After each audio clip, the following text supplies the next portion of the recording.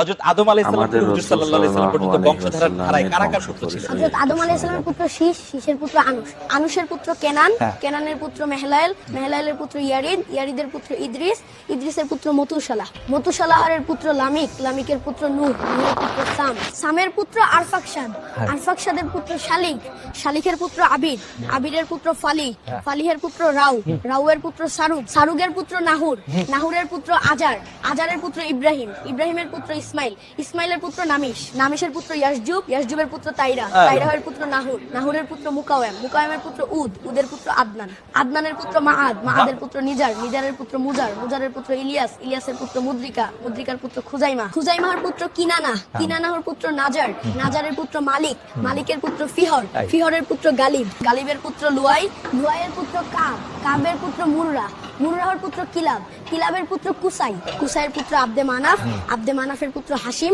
হাসিমের পুত্র আব্দুল মুতালিব, আব্দুল মুতালিবের পুত্র আব্দুল্লাহ, আব্দুল্লাহর পুত্র হযরত মুহাম্মদুর রাসূলুল্লাহ সাল্লাল্লাহু আলাইহি ওয়াসাল্লাম।